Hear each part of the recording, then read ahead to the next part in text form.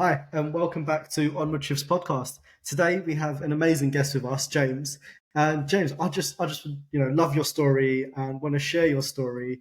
And generally speaking, I just want to have a chat with you. Like, I want to understand everything you've been through and where you started, where you are now, and like everything that happened in between. So, Yeah, if you don't mind, I guess starting from your younger days, what was you yeah, of like? course. Fish, first of all, let me thank you for inviting me on. Oh, Absolutely nice. amazing. I've been dead excited to do this. Um, so yeah, really, really excited. Obviously, my sort of background is addiction. My story, my whole story is about how I went through addiction.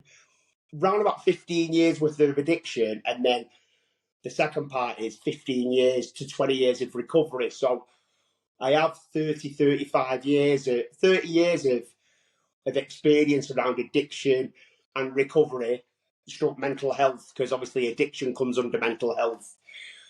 So for me, it's 15 at school, going on a Friday night, I think, Miller. No, it wasn't Miller, Skoll. Used to drink Skoll, 4 cans of Skoll, or 4 cans of Miller, I think it was actually, on the park at 15. And I was with all my mates and stuff, and they were doing the same, but they were having a couple of joints as well and whatnot. And I've got to be honest, Fish, I weren't really interested at that time. I'd Mm. have a couple of cans, end up giving a couple away or taking a couple home. My parents were quite sort of growing up from like 11 and 12 and stuff at Christmas Eve. My dad would say, I'd be like 12 or 13, he'd go, do you fancy a sherry? And I'd go, yeah. And I'd have a little sherry at Christmas and stuff. So my parents would never, you're not having alcohol and do, because they thought that I would go. They thought if they didn't give me anything until I was allowed to, then I'd go off the rails. I mean, I went off the rails anyway, Gotcha. but that's another story. Well, it's this story, sorry. So, as I said, in the past, weren't really interested. I wasn't. And then I got to 16 and I got my first job, and I was apprentice electrician, and I was working for, I actually, one of my first jobs was Bridgewater Hall in Manchester. Okay. Obviously that's all up and running now, but yeah, that was one of my first jobs. And I was on £50 a week, £10 a day I was on.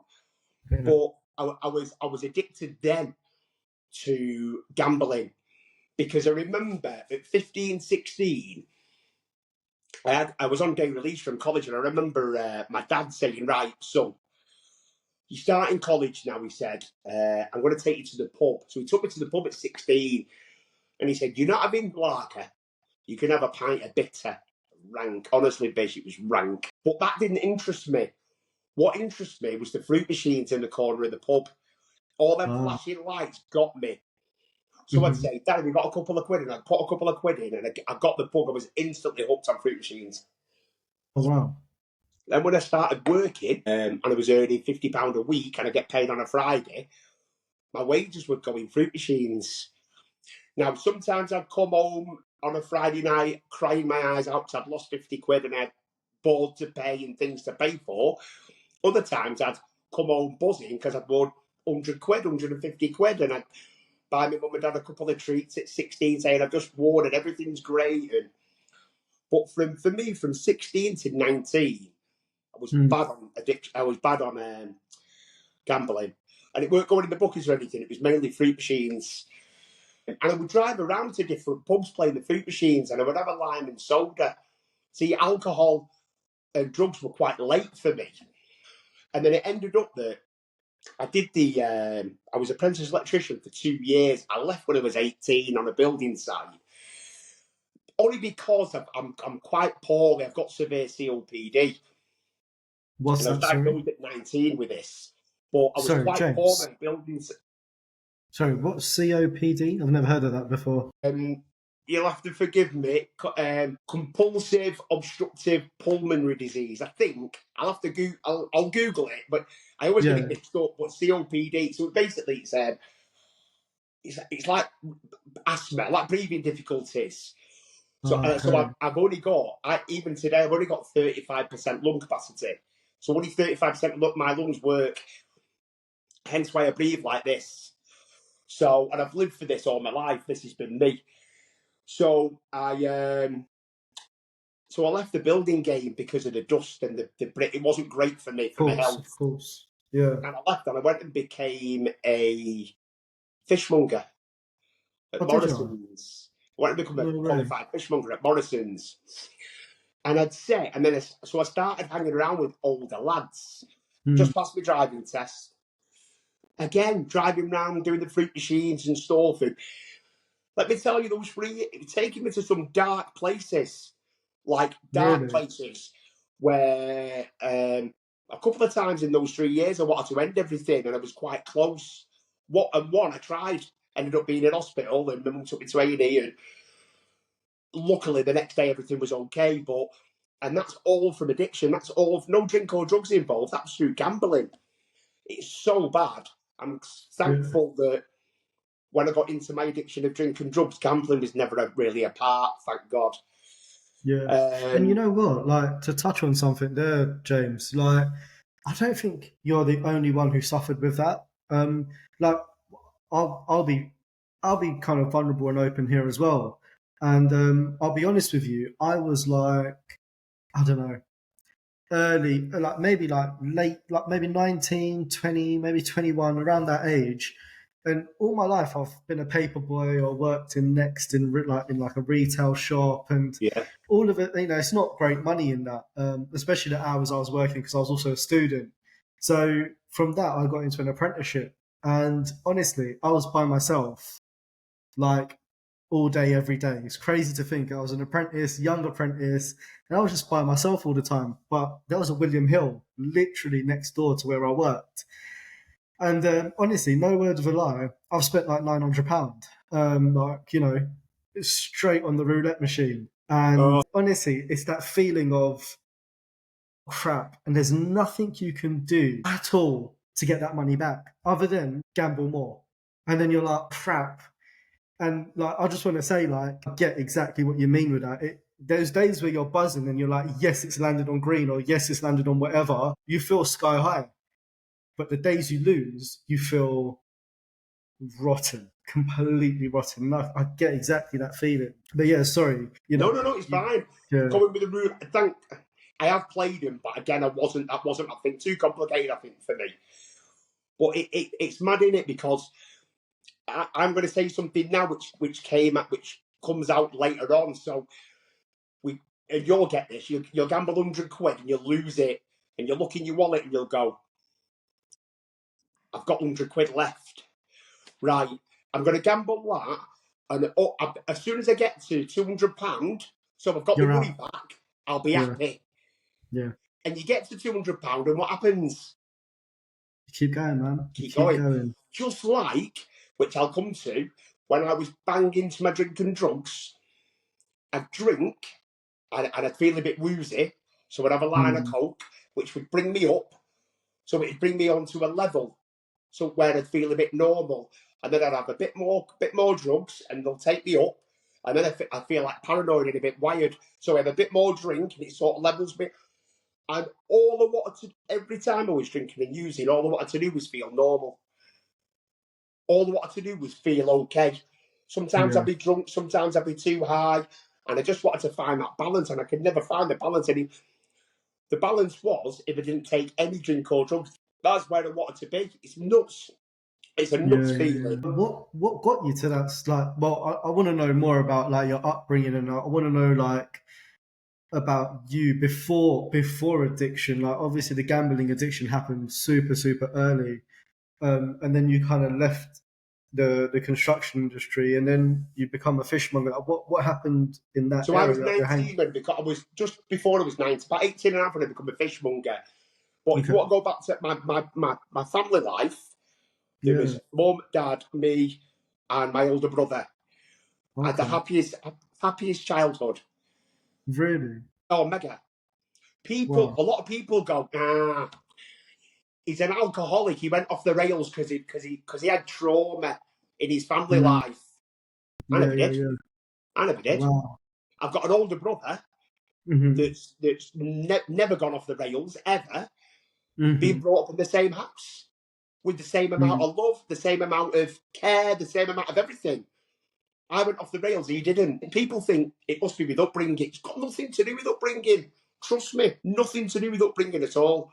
I'm not saying people don't drink because of their upbringing, because people do drink, they use it as a coping mechanism, but their upbringing hasn't made that person an addict or alcoholic. You either are or you aren't. It's as easy as that.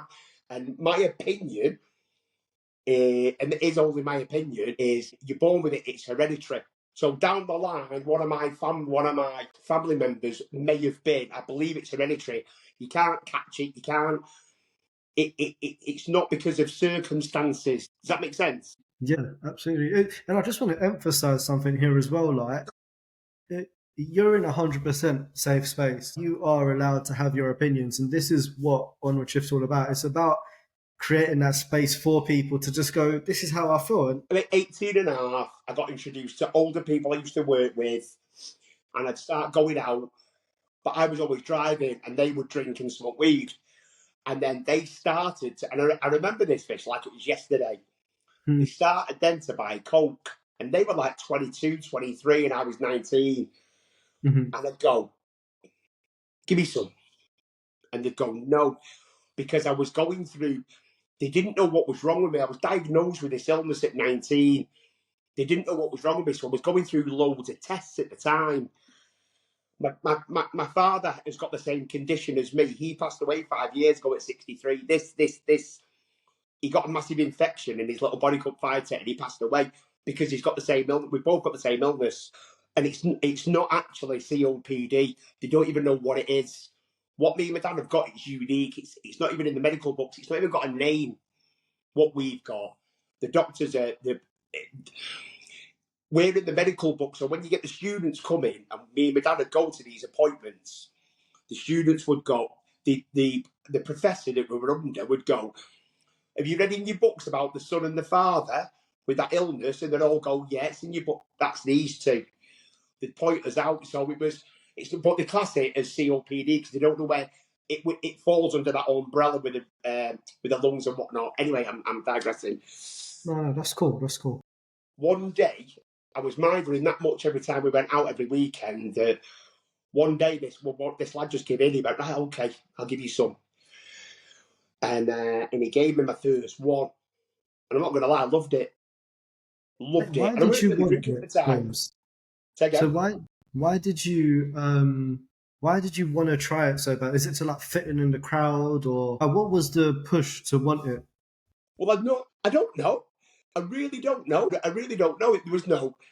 It worked to fit in, even though they were doing it. It definitely worked to fit in because he gave me my first one, and that's all I had, one. The next day, I went to my local pub, again, hanging around with older people, and I just said to this lad, I had my first line last night. And he went, oh, did you? How was it? I said, yeah, it was mint. Can you get any? And he went, yeah, of course I can. I said, should we go and get some? And I bought a bag every single day for 5 days. Saturday, Sunday, Monday, Tuesday, Wednesday. I remember snorting off the back of my phone or off the back of a CD in my bedroom on my own, in bed at 3 a.m. And I'm thinking, is this normal? Is this what people do? I wasn't even drinking with it, Bish. I was hooked from the start. Hooked. What did it? Because I've never done cocaine or anything like that. Yeah. So what's the feeling you get from it? Why was you up at 3 o'clock? Like, how can I understand that? Like, Right, how okay. can I So understand it? when I took a line of coke, it keeps you awake. You can't sleep. Okay. So you can't sleep. So I had a line, I couldn't sleep. And the more you have, the more you can't sleep. Hence why a bit later on in my addiction, I started drinking with it because drinking would obviously get you Slow drunk and down. then you'd be able to sleep. But it would make you feel, at the beginning, and I'm talking early in my addiction days, it made me feel amazing, made me feel great, made me feel like I could do anything. Quite quickly, it became a prison because it ended up that when I did it, I couldn't go out. It sent me paranoid, where I'd be thinking somebody was in my garden and I was looking out the curtains all night. edge, petrified of my own shadow. So it lost its fun factor very, very quickly. So, Very so, quickly. so kind of like you've had a great upbringing, and Yeah. then you've got into construction, and you've become quite addicted to the fruit machines. Yeah. And then from there, was it that you were still gambling throughout this period of getting onto the cocaine and the beers, or did the gambling kind of get put aside? Oh, So, yeah. It definitely got put aside. You see, it's called wow. cross addiction. Okay, I've never heard Called of that. cross addiction. Okay, So it's where people go, right, I've got a problem here with drinking drugs. And I see this okay, a lot in the people that I help. In fact, I'm helping a guy at the moment that's only spoke to me a couple of days ago. And he put down the drink and the tobacco and picked up weed, and he's never stopped smoking weed. And I just said to him, "You've got to be honest." I said, this is all you've done is cross addict. That's all you've done. You've gone, well, I can't be that bad because I've stopped that. Yeah, but you've picked up this. See, okay, I gotcha. don't do anything now. I don't do anything. Mm, I don't smoke. I don't vape. I don't do drugs. I don't drink. The stuff that and I wouldn't even call them addictions. I call it just good positive stuff like the gym. I go to the recovery meetings today, which we'll come on to a bit later. I'm jumping a bit. wow, that's cool. I've turned my negative addictions into positive ones, but they're not really addictions, but I've turned my behaviours into positive behaviours. Yeah, yeah, for sure. And you can really see that, James. Like, I followed you on TikTok, Instagram, and your WhatsApp statuses, and it's so positive. Like, you can really feel the positivity coming out from you, and I love it. I absolutely love it. I kind of a bit of a fan now because I'm always watching your stuff and going, "Oh yeah, I can relate to that." Bless you. And you know, it's so I love inspiring to that. like pushing everyone to have a good day, and it's just nice. It's Yeah, of refreshing. course, it's what it's about. What it's about. Hey, and I fail. I'll come on to it in a minute about comments, people giving me hate comments. A lot of the time I respond with kindness. Last night I didn't. I responded with a bit of anger, and the guy come back and said, I watch you and you're saying we all should look out for each other and stuff like that, and now you're having a go at me. And I wasn't having a go. Well, no, sorry. Yeah, I was. Because he had a go at me, so I had to go back, and I shouldn't have reacted at all. And that's been going through my mind today, you see. So I don't always get it right. I'm not always positive. I'm just trying. I'm just Yeah, trying my best. And some days I fail miserably, and then other days I'm on fire with it. So I can't be too hard on myself either. If anybody's obviously people are listening, and you think I don't get it right most days. Yeah, life. We that's right. don't let, and people go, yeah, but you're 15 years without a drink and a drug. That don't mean nothing. I have bad days where I feel angry. I get up in a mood. I don't want to speak to anyone. It takes a lot of hard graft for me to pull myself out and go, no, James, you're not helping anyone here, mate. Pull yourself together. Go and say some prayers. Go and do some meditation. Go and have an hour to yourself and realise and be thankful for what you've got, and then go and help someone. And you know what, mate? You're not the only one. Like, I swear to you, I have them days as well where I just feel like angry with the world. I'm Yeah, like, you know what? Forget everything. I'm done with this. I just want to bury my head in my pillow and just not get out of bed. Like, honestly, I'm proper miserable. But it's like acknowledging, okay, this has happened, and then fighting it and going, okay, for you, you're going to do your prayers, you're going to do your meditation. For me, I'll go for a walk. yeah, I get my puppy ready, put him on the leash, put him on the harness, and off I go for a walk through the forest. I don't take headphones, I don't take my phone. I just listen to the birds tweeting and the yeah, crunch of mega. the leaves. And it just, okay, life ain't that bad.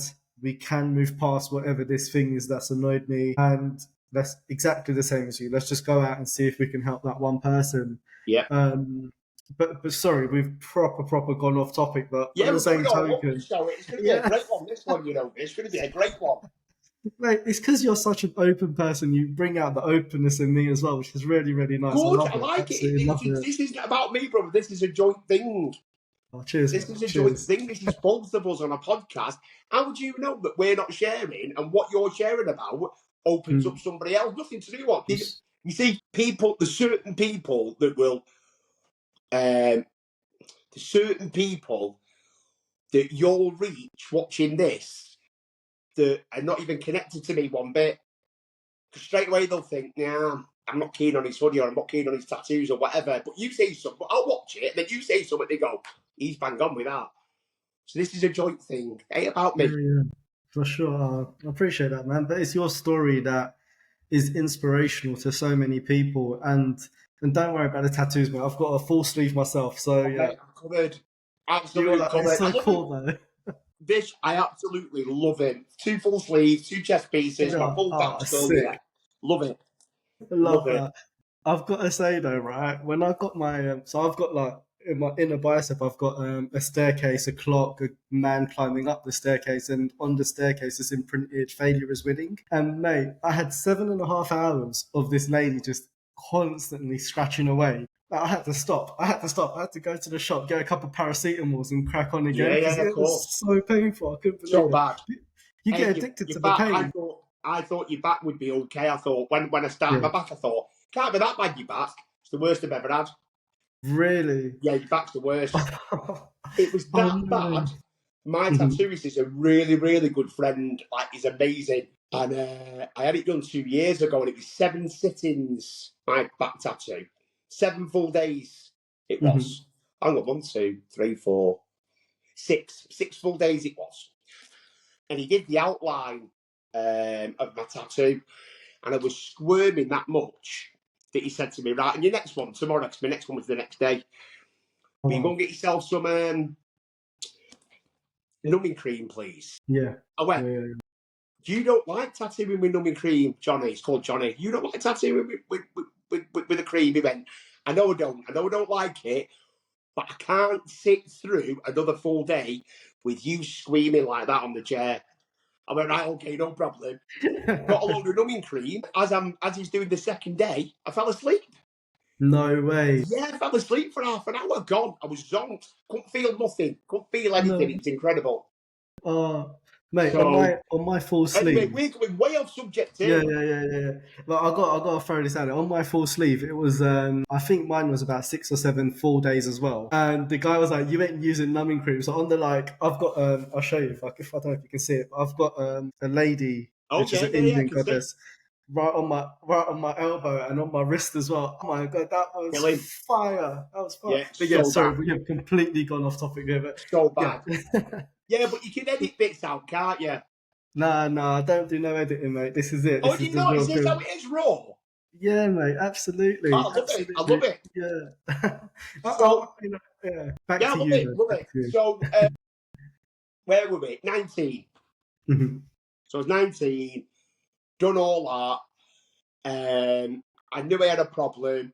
And then I started to didn't drink with it for the first bit, but then I started drinking with it, and that's when it really took off. Okay. And then, I mean, from sort of 19 to 23, I had some bad times on it, but it was fun. A lot of the time, it was fun. Mhm. And then going into my 21, 22, it was fun with a few problems. And then from 23, it was just problems. Not all the time, but every Mhm. time I drank and used, it was just problems. But my addiction really took a nosedive when I got my own. I had a daughter, so I was always trying to do stuff to fix me. So I was like, I know what I'll do. To stop me drinking and using, I'll go to the gym. And it worked for a small period of time, and then I drink and use. I know what Mhm. I'll do. I'll change my job. That didn't work. I'll change the misses. That didn't work. I'll change where I live. And I was changing all these external stuff to try and fix an internal problem, and it didn't work. And I remember saying, "I know what I'll do. I'll have a child." And I was with a girl that was 10 years older than me at the time, and I had my daughter. I was 20. I was 20, and my partner was 29 at the time. And I had my daughter. When my daughter was born in the April, and as I was 21 in the January. So I was. I mean, all these kids now at 21, I'm still thinking I have kids then. But that didn't help me either. That didn't, because I just went work. I just still being like a single guy, getting up to no good. And as I said, at 23, I got my own property, not with my family, on my own.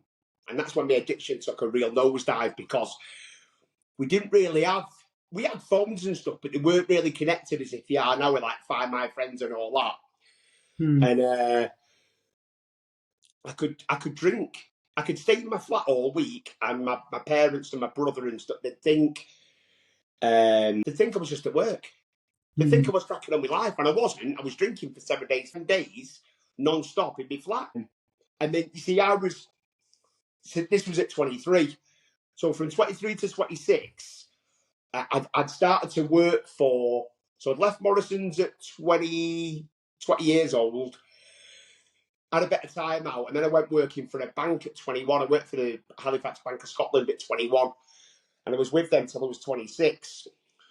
And I lost my licence through drink driving at 22. 3 times over the limit. I'd been on it all day. And so I bought a flat round the corner from where I used to work. I used to walk around. And from 23 to 26, I'd got this job, and it was rife. It was rife for partying and drinking, drugs and all that. So I just looked normal when we were using all the time. We'd go home on dinner and have a few cans of beer and half a gram, and it was just rife. It just took a massive nosedive, and I got away with a lot, or I thought I did. And then, so that was from 23 to 26. And just before I left that job, about a year before I left that job, I knew I'd been on another bender. My brother wasn't speaking to me. My partner at the time wasn't speaking to me, saying, you can't see your daughter, you're unfit, and da-da-da. So I thought, I need help here. Didn't know where to go. I've tried the doctors. They just went, you're depressed. Here's a month's sick note and some antidepressants. See you later. I wasn't depressed at all. I was suffering with untreated alcoholism. That's what I was suffering with. But the doctor couldn't diagnose that. I remember there's a family friend that had been to AA, the recovery rooms, and I went and knocked on and I said, can you help me? And she said, yeah, get in the car now, we'll go to a meeting. So I went to my first AA meeting at 25, 26. So I was in recovery then. I classed myself as being in recovery, but I weren't listening. I kept using, I was using all the excuses. Too young, me.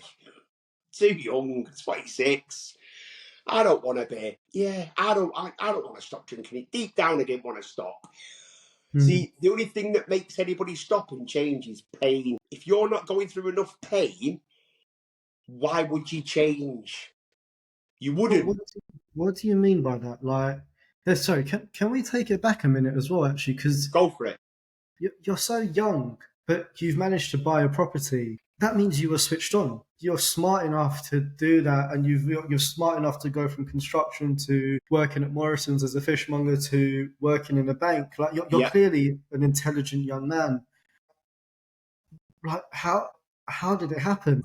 Yeah, so for me, I've always been amazing at what I've got into sales when I went for the bank at 21. And I thought that's been my passion, sales. I've done it ever since 21 to now 46. Sales, all the different companies I've worked for. I've won awards.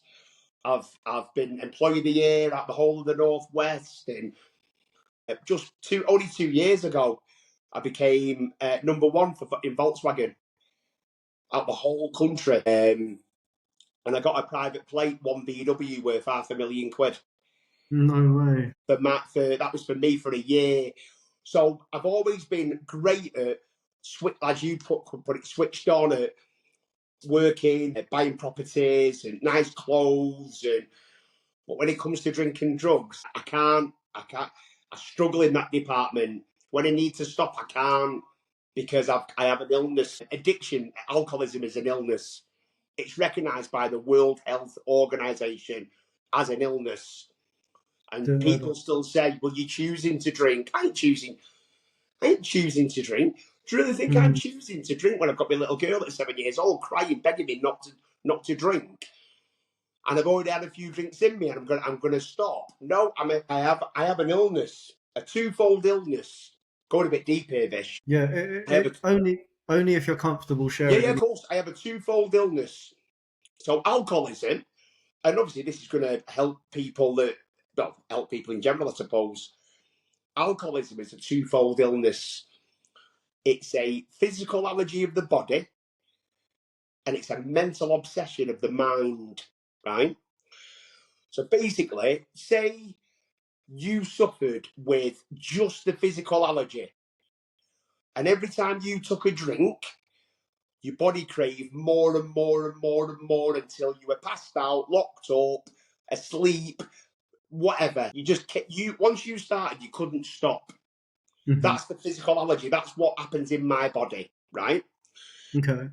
So you would get up after being on a 10-day bender, you'd wake up the next morning feeling really hungover, and you'd go, well, I'm not doing that again. And you would stop, you'd say, I'm not doing that again. There you go. I can't do that again because I end up like this. Mm-hmm.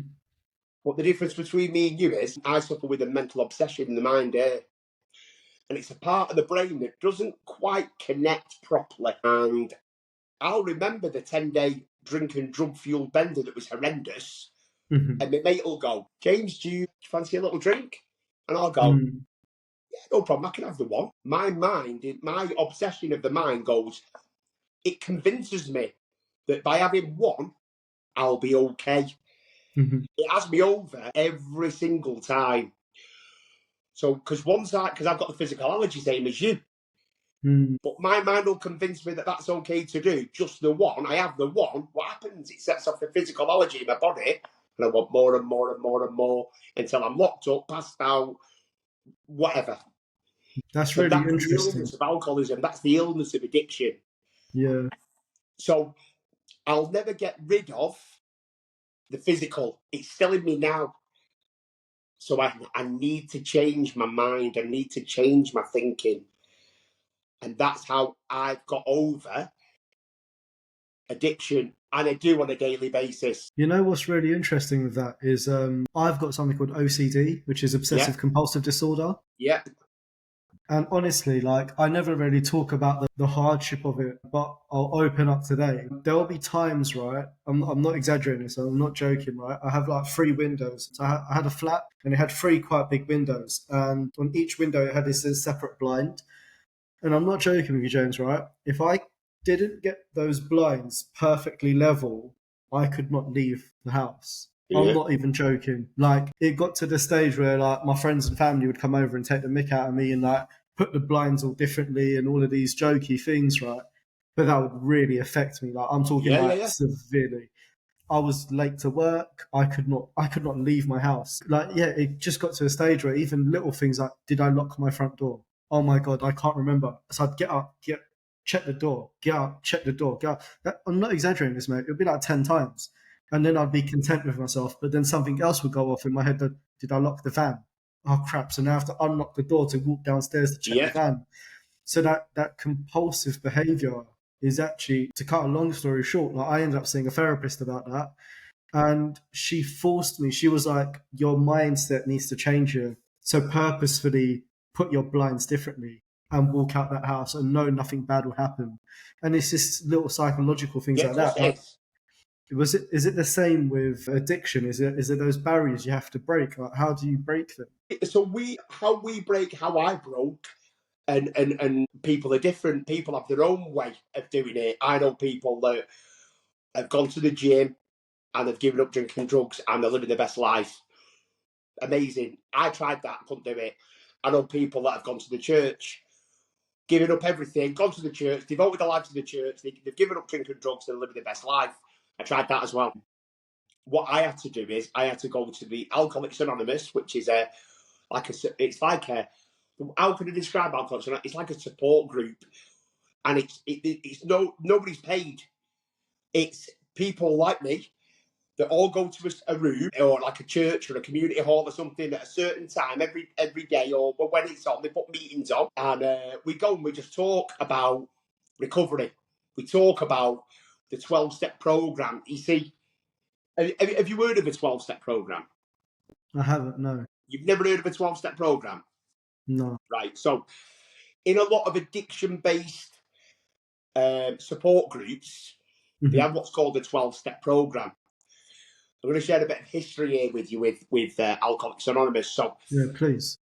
back in 1939, before 1939, if you had a drink problem, there was no rehabs, there was no support groups. They put you in asylums, Oh, really? which were called wet houses. They put you in asylums and they filled you full of drugs, and you weren't getting out.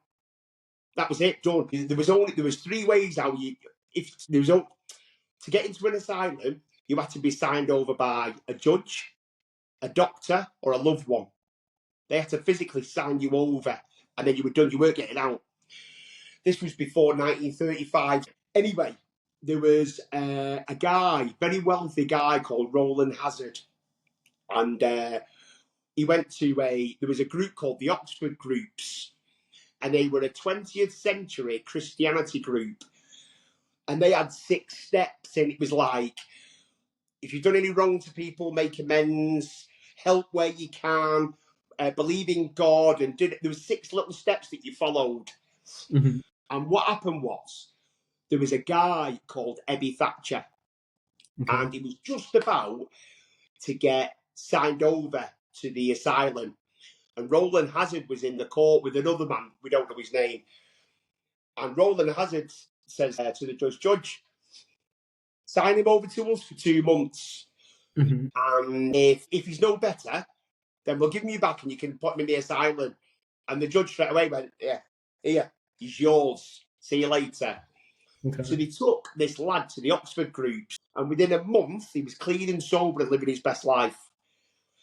So then what happened is, a lot of people got to hear about this with a drink problem and started going to these Oxford Groups, and it got overrun with alcoholics. So they kicked us all out. No way. And then we made our own group called Alcoholics Anonymous, and it was a New York stockbroker and a doctor. Bill Wilson and Bill W. and Dr. Bob, they were the 2 co-founders of AA in 1935. And they wrote a book, and the book has sold millions and millions and millions of copies, and it's in, I don't know, however many hundreds of countries all over the world, and it's helped people, millions of people all over the world. It's worldwide. It's worldwide, Alcoholics Anonymous. Yeah. But that was the very first support group, very first fellowship. From that has stemmed all the other support groups like Cocaine Anonymous, Narcotics Anonymous, Gamblers Anonymous, Overeaters Anonymous. But it's all stemmed from that 1935.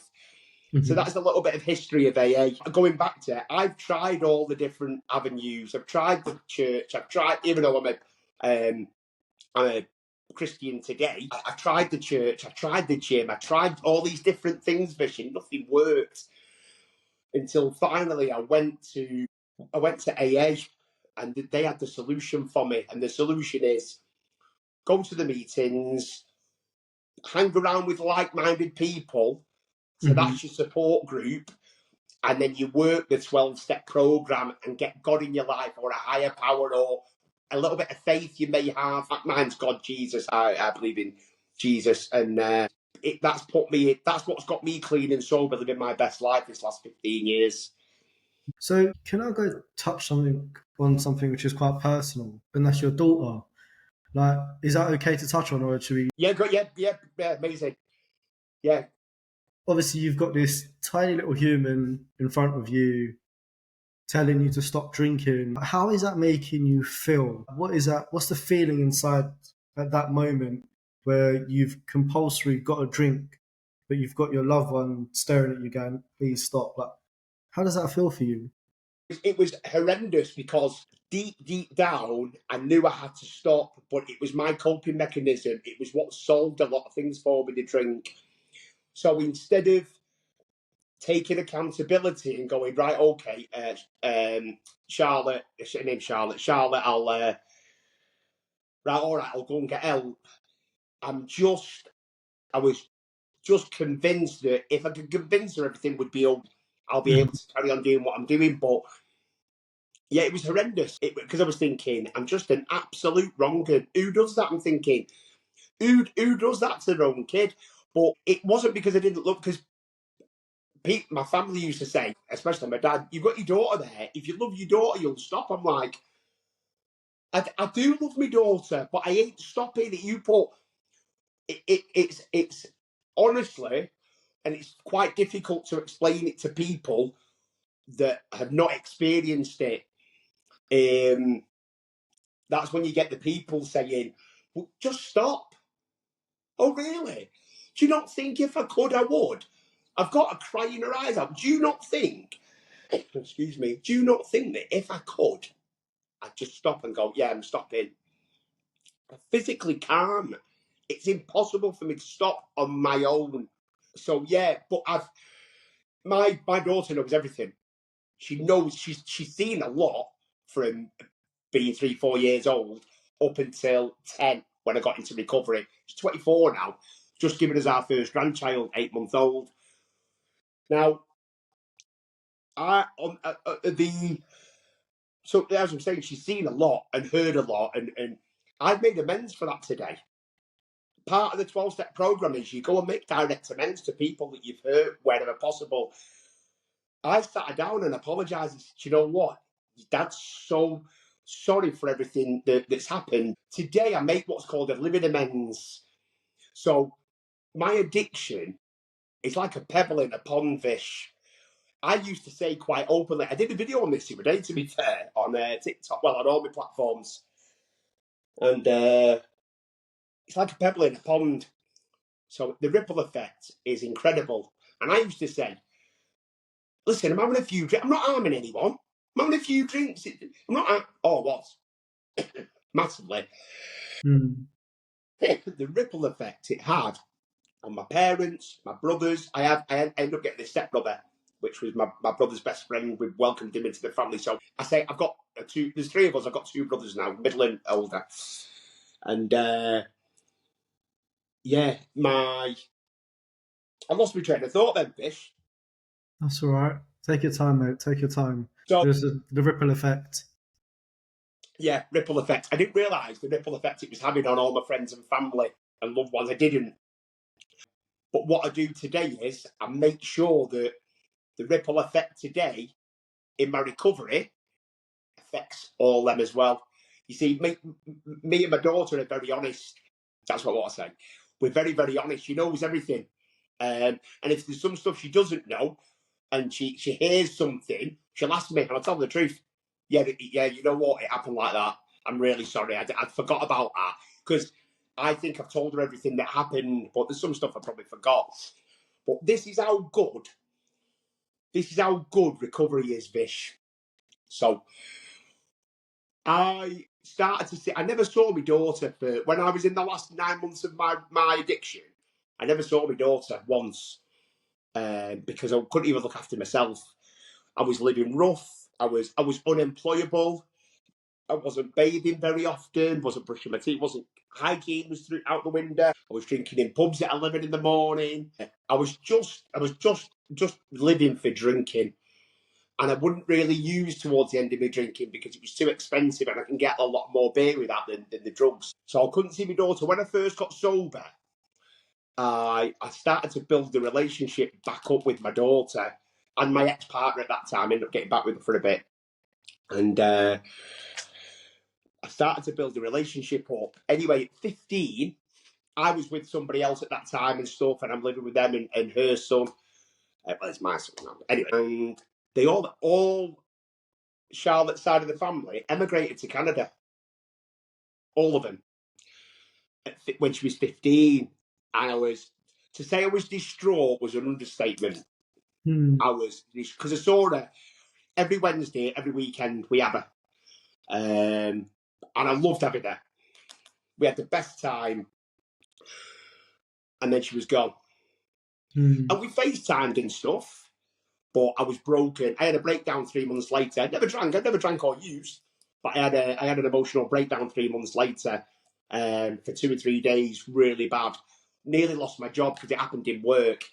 Anyway, that's another story. Well, that's just come back to me now. Anyway, she was there a year, and I remember just before her 16th birthday, we used to FaceTime all the time.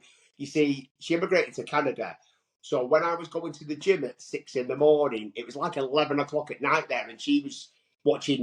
She'd watch it. She was into watching Shameless on Netflix at the time and stuff. Anyway, so we'd speak a lot on FaceTime. Anyway, she'd been there a year, just under a year, and she rang me and she said, with her mum, and she said, I want to come home. And I was like, what? She said, Dad, I want to come home. I miss you. I miss, obviously, my side of the family. I miss all my friends. I want to come home. So I said, what's your mum said? Mum said it's fine when I'm 16. She was 16 like a couple of months later. Mum said it's fine when I'm 16. I said, really? So I flew over to Canada, had a week there, which was amazing, and brought her back. And then I was her sole custody parent because her mum stayed out there for a bit. I was her sole custody until she was 21, until she moved out and bought her own place. You see, my daughter, 19, my daughter is very, very similar to me. At 19, she'd saved up that much deposit for a house that she bought her own house, brand new build at 19. So her head's screwed on, same as me. We obviously, like father, like daughter. Anyway, so it made me think this because I'm thinking, she moved out. I had her at 15. She come back at 16, and then at 19, 20, she moved out. And I'm thinking, I just took sole custody of my daughter. Now, this is the guy that couldn't look after himself. This is the guy that was homeless. This is the guy that couldn't shower. This is the guy that couldn't even see his daughter for 9 months. And now I was 5 years sober at the time. Now people are going, I need you to look after her full time. What, me? It's like, if that's all down to putting down the drink and drugs and living my best life and going to these recovery meetings. For me, it's so important. People go, how did you get sober? I tell them, they go, yeah, I've been to a couple of them. They don't work. I'm like, it won't work after a couple. Do you want it or not? You see, they'll go, it's not for me, that.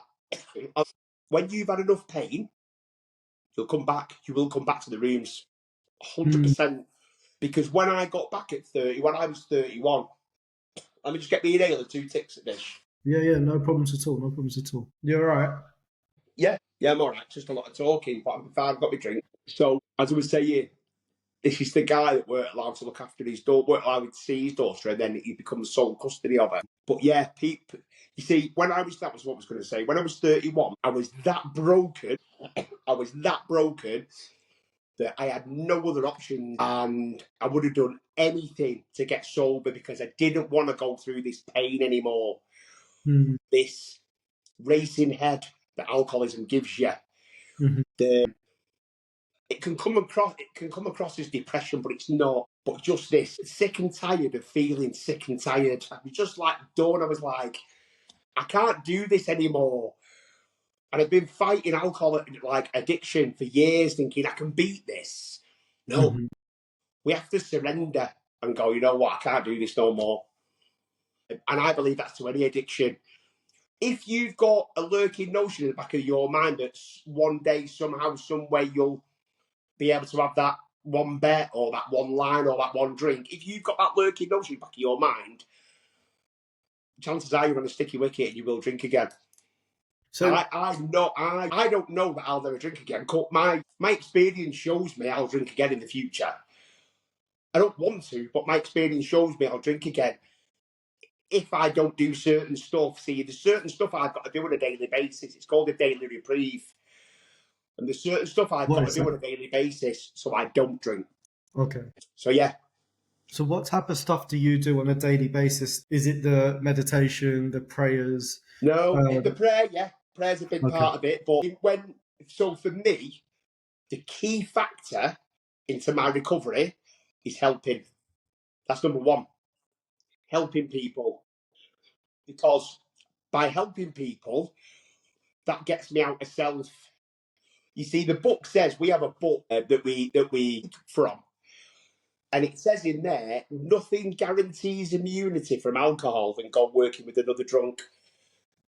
It says that. If you want to guarantee yourself from not drinking, go help somebody else. So is that from is that an AA book? That's from the AA book, the Alcoholics Anonymous book. But yeah, there's certain stuff. Certain things we have to do in the recovery meetings to keep us clean and sober, and it's attending meetings regular, working the 12-step program in our lives. So if I upset somebody, like I did that lad on YouTube last night, so I've unblocked him and I will be making amends to him for the comment I did. So it's about regular meetings, working a 12-step program, and having a God or a higher power in your life. And so it's a three-way thing. But so that's my key focus on remaining clean and sober. But by working the 12 steps, a big part of that now, because I'm so far in, is for me to just constantly help as many people as possible, which is why I do what I do on social media with TikTok. Been on TikTok for 4 years on Wednesday. I joined 4 years on Wednesday ago. 5 years for Facebook and Instagram and all that. So I've done all this for 4 or 5 years, all for free on social media. And there's no better feeling, Vish, when you help someone and then you chat for a good few weeks and then they go quiet and part of you thinks, oh, have they gone back out on it? And 3 months later they text you and they say, just to let you know, I'm 3 months clean and sober and it's all thanks to you. And it's like, it gets me emotional because I think, all because I give someone a little bit of my time. It's incredible. It's incredible. We should all, and obviously nothing to do with recovery, if everybody just helped each other that little bit more, the world would be a miles better place. To add to that, I think if we can help people with no judgment, the world will be 100% better place. And it's amazing for people like you to pluck up the courage and actually come out here and be vulnerable and speak about your I don't even know. I don't even know what to call it. It's an emotional roller coaster of a ride, and it takes a lot of courage. And it's having these difficult conversations we're having today to give that other person the opportunity to be heard and to kind of feel like, oh, I'm not alone. But I don't know if you know off by heart the 12 steps. The 12 steps you're speaking of. Do you know them off by heart? Yeah, but rather than me make a mistake, my book's just there where it always is. I'll get them from my book and I'll read, just in case I make a mistake. Thank you. That would be amazing. So for the viewers who are on the audio side, James has just quickly got up to grab his book so he can share the 12 steps from the AA book. So yeah, if you just bear with us for a couple of seconds. Yeah, this podcast has been deep, another deep one. So yeah, James has just stepped back in. Yeah, thanks, James. Thanks for grabbing that. You're welcome. Am I not putting this light on? It won't be too bright. No, you'll be fine. You'll be fine. Thank you. Too bright? No, not at all. Not at all.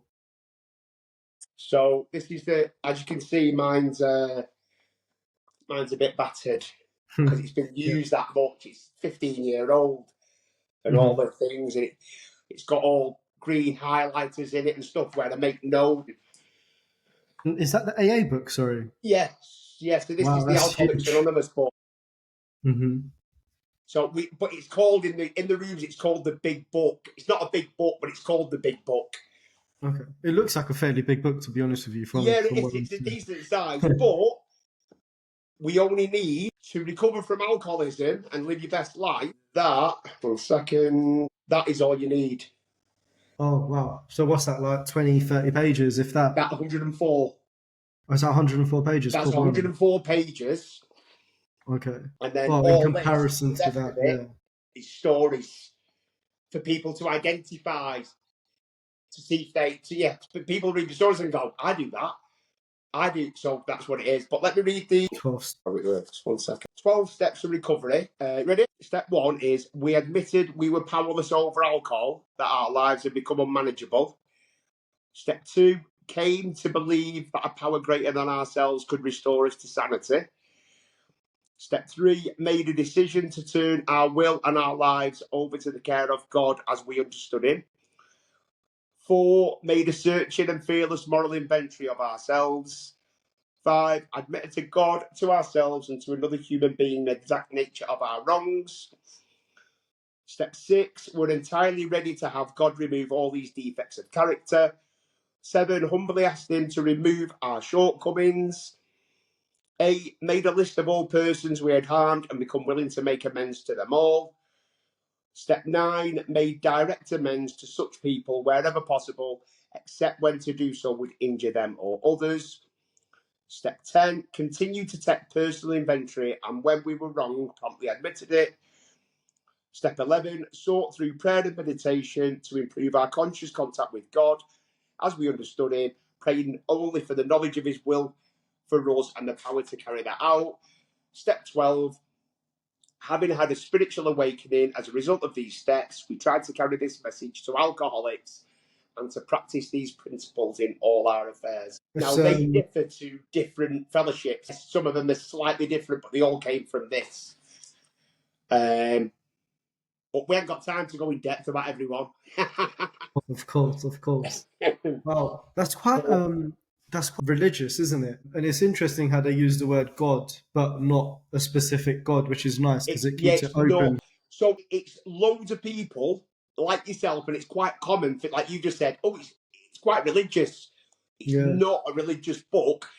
We say it's spiritual.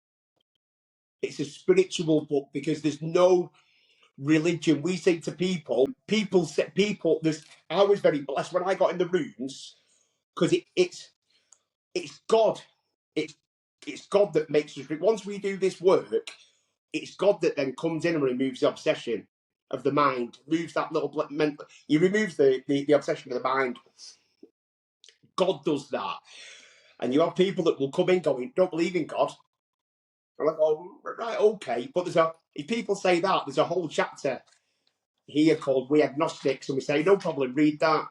Chapter 4, We Agnostics, right? So that will help then. But then you'll get people going, "Don't believe in God." I believe there's something though. That's it, brilliant. Because step 2 says, came to believe. Doesn't say you have to believe massive and it's this, that, and the other. Have you got a little window that you think there's something out there? Yeah, brilliant, go with that.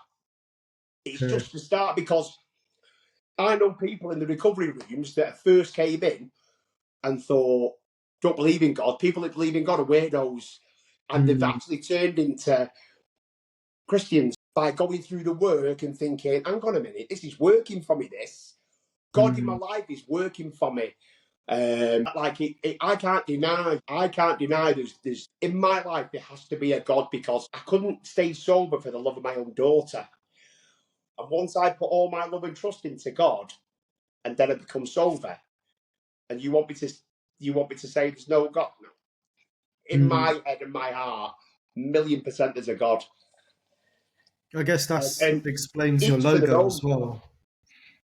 So that again, that explains your logo as well. I can see the T is a cross, isn't it? Is that right? Yeah, the T is the 3 nails for Jesus. Yeah, so I love that's my new logo. As I said, I was saying before on the pre-recording, should we say, that I've just redone that 6 months ago, and we're bringing out the clothing again.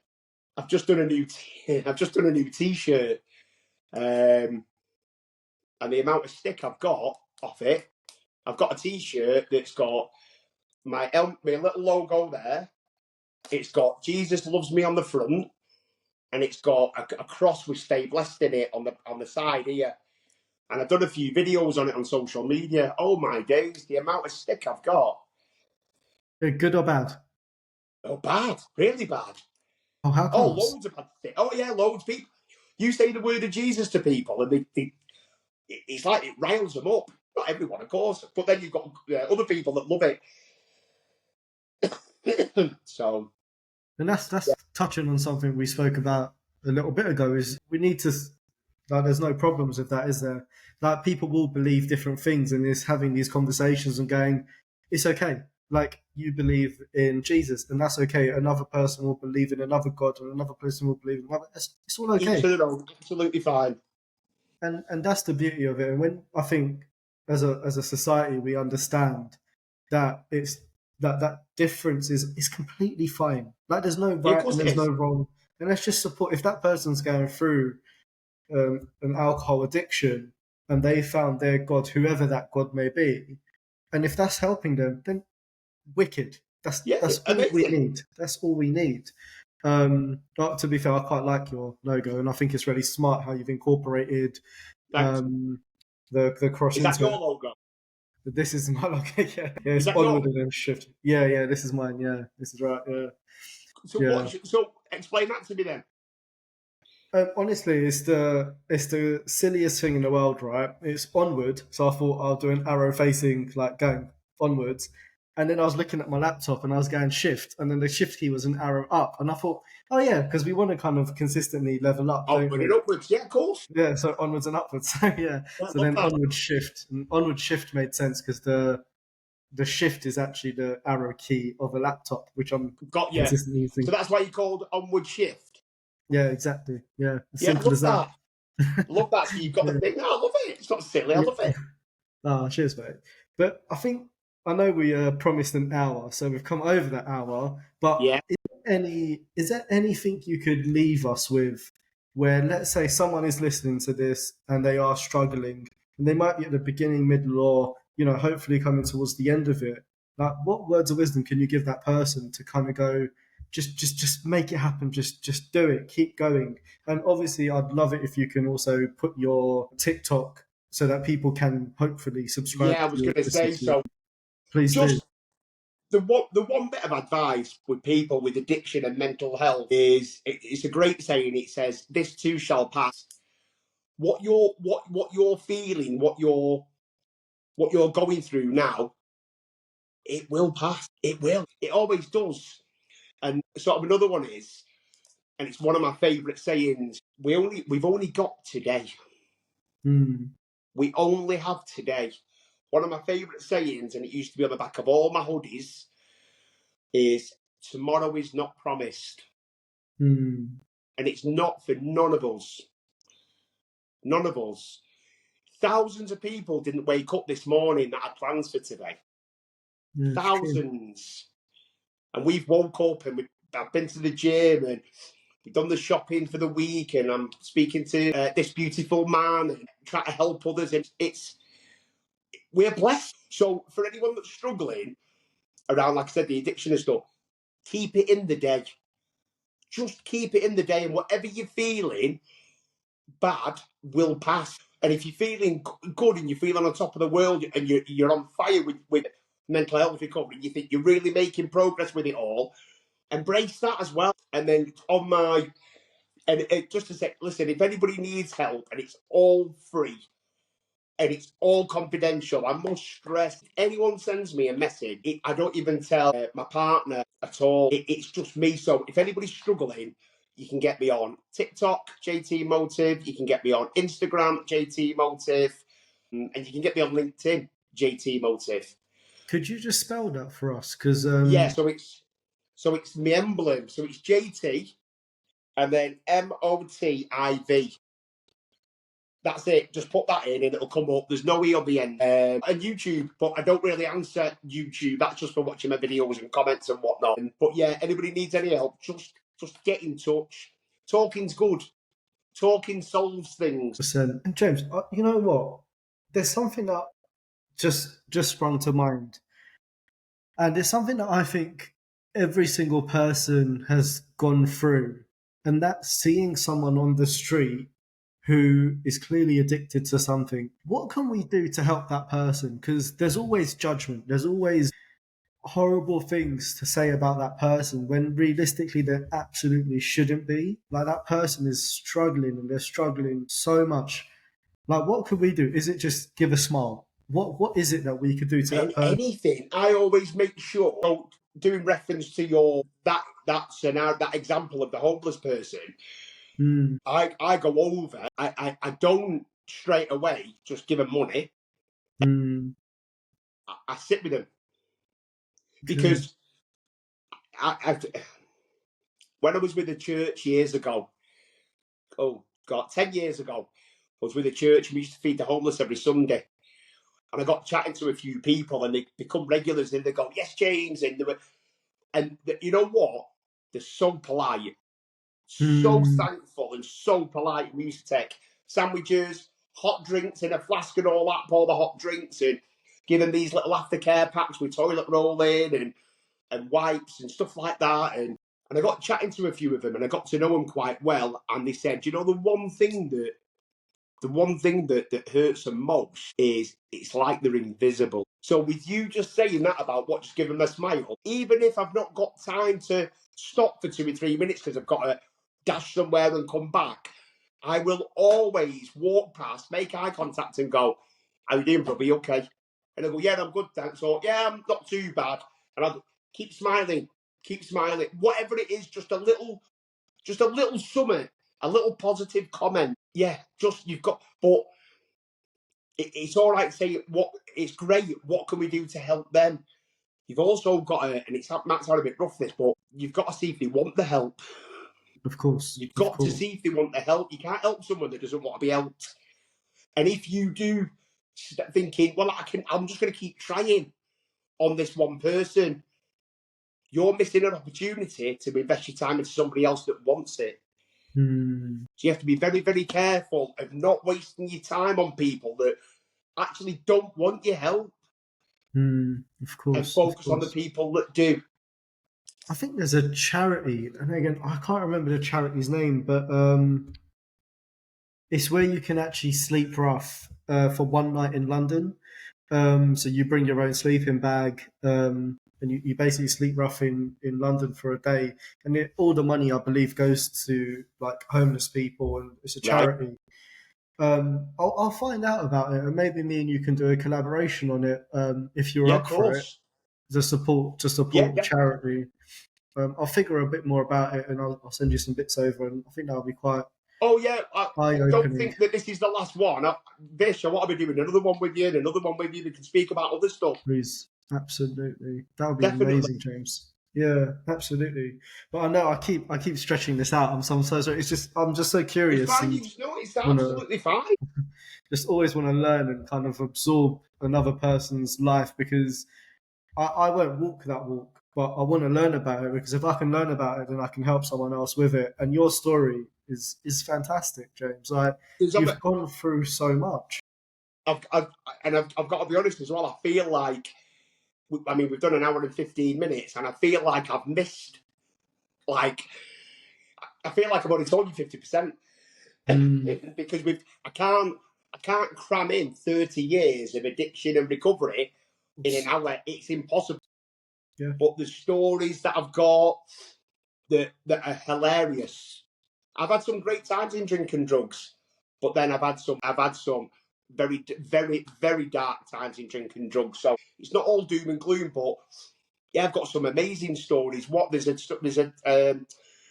10-minute video on YouTube of this, and it's how I ended up in Portugal in blackout. I woke up in Portugal. No way. Come to in Portugal with my best mate, and I was like, "How we got here?" He went, "We flew yesterday," because I drank that much. I didn't even know how I got there. So that's on YouTube anyway. But there's loads of I'll check that out. Loads of stuff that I've sort of skimmed over or not said because there's just too much. Of course, and also on the same token, you don't want to. I guess you don't want to open some wounds either, because it takes time to heal, don't it? And when you reopen it, you then need time to heal from that. Of course, to be fair, obviously my missus is my partner. This is what we do, and she's amazing. This is what we do together. We've come together on this, so we do the social media. We help people together, and it's just amazing. She'll always say, like when I've come off this now, or when I've done a talk, she'll go, even though I don't think it, but it must affect me. Of course it does. But I don't think it does at the time, and I just crack on and think, yeah, everything's cool, but yeah, it must do with thinking of stuff that I've not thought of that for 15 years. Where's that just come from? Of course. And how are you at the end of this podcast? Like genuinely speaking, how are you? Are you all right? Yeah, fine. Yeah, absolutely great. I feel great for doing it. I just hope it helps just that one person. If this helps if I or you, even Vish, with what you've said, if we can help just one person listen to this podcast, it was worth the hour and a half. What we've sat, 100% was worth it. That's our job done, brother. Absolutely. Yeah, absolutely, man. But I just want to say, James, like, thank you so much, man. Like, I really appreciate you taking time out on a Sunday afternoon to do this podcast with me. And I genuinely hope that it does reach that one person who just needs to listen to this. Yeah. And I hope it connects with them. And honestly, anyone who's out there who's struggling, just reach out to either myself or reach out to James. And we're here to help at the end of the day. We're here to build awareness. And if there's others with stories they want to share, then this is a safe platform with no judgment to share your story. And James, you've shared such a beautiful story today, from your friendships to your family to your work. It's just amazing to see you're at the end of this, and you have been for such a long time, and you're helping people. It's just amazing, James. Like, honestly, like, you're an absolute inspiration. Thank you so much. Thanks, Fish. I've loved it. It's been amazing. Thank you so much for all your effort that you put in and whatnot. And yeah, just honestly, thank you from the heart.